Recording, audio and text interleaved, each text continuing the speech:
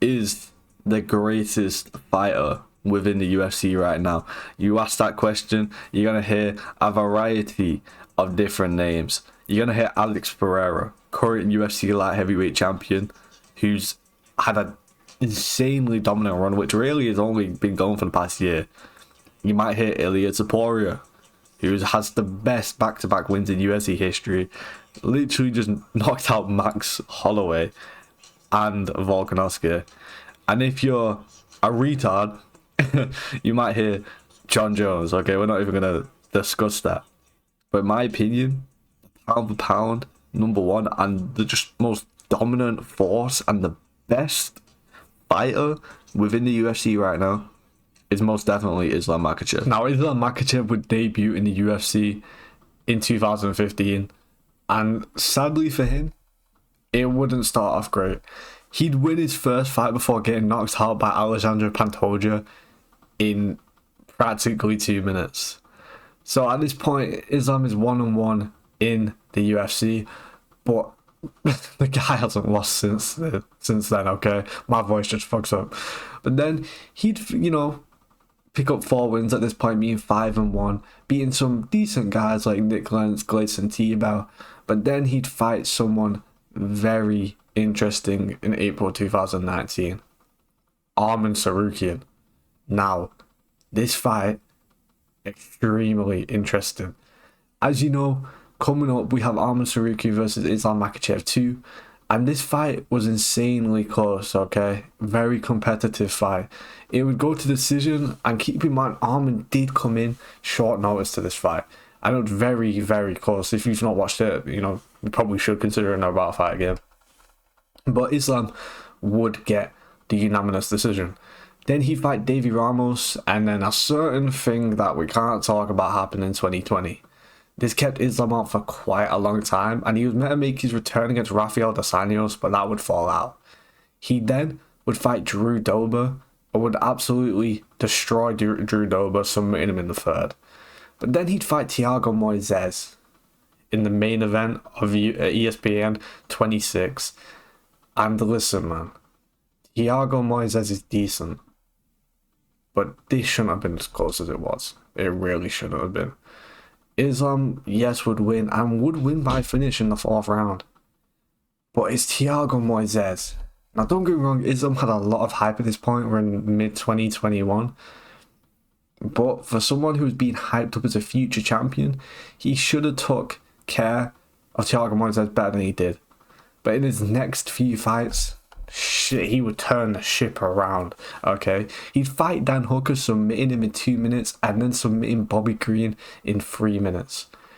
And at this point, he would fight Charles the Bronx Oliveira. Now, some background coming onto this fight. Charles Oliveira was the most dangerous fighter in the UFC. He was the fighter currently in the UFC with the most finishing potential. He was the most dangerous. He was the guy who could finish you out of nowhere. Okay? Charles Oliveira, at this point, had claimed to be the best lightweight of all time. Now, the belt was vacant, which, was a bit shitter. But Charles was sort of the champion coming into this fight. And most people were picking Charles to beat Islam. At this point, yeah, Islam had looked fairly impressive against decent names. Good names, to be fair, Dober, Hooker, Green. But then, he also just hadn't fought the level of an opponent near to Charles Oliveira. And then we look back at the Thiago Moises fight where, it took him 4 rounds to beat Thiago Moises. So the odds were against Islam in this fight, and to be honest, he only did get this fight because of his name, but it didn't matter by the final bell. He would have one of the most impressive performances in UFC history against Charles Oliveira, absolutely destroying Charles, okay? He destroyed him on the feet, and he destroyed him on the ground. Now, Charles is a top 3 lightweight of all time, okay? Bare minimum is a top 3 lightweight all time. He could arguably still be second in front of Khabib, depending on what you think and what you value more. But at this point, it was proven that Islam was top championship level. but we weren't at the pound for pound status yet. And now he would have the chance to prove if he was pound for pound number one worthy against the pound for pound number one fighter in Alexander Volkanovski. Now, at this point, I wouldn't exactly call Islam Makhachev a finished product, and a guy who I would say had that kind of unbeatable aura mystique behind him, very similar to how Kamaru Usman had it before he lost to Leon Edwards. But in this Volkanovski fight, listen, it was split, okay? You ask someone, it's 50-50 whether they tell you if they think Volk won or if they thought Islam won. Now, I personally thought Volk won. I've never watched the fight back though, if I'm entirely honest.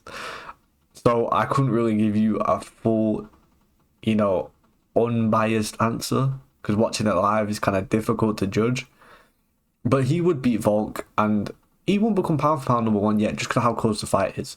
But then we get onto the stage where I do think Islam Makhachev leveled the fuck up, okay? And became the best fighter in the UFC. In his rematch versus Volk, he would KO him with a head kick in just over 3 minutes. Now, Islam was always a very gifted wrestler and a decent striker, a good striker even. But this is when he became an elite striker. To knock out Volkanovski, prime Alexander Volkanovski, in the first round is fucking crazy. Now, after that, he would fight Dustin Poirier, and after some adversity, he would outstrike Dustin for most of the fight and end up submitting him in the 5th. Now, Islam Makhachev is going to be fighting Arman Tsarukyan January 18th. I spoke about Arman before and how they had a very close fight, but this is about 6 years after their fight. Now, people speak about how, Arman's improved and this and that. Islam has also improved like crazy, okay? I think if Islam wins this fight, there's no one in the UFC that can beat Islam Makhachev. Maybe Ilia Topuria moving up, but at this stage, Islam Makhachev is the unstoppable force in the UFC. In my opinion, the best fighter.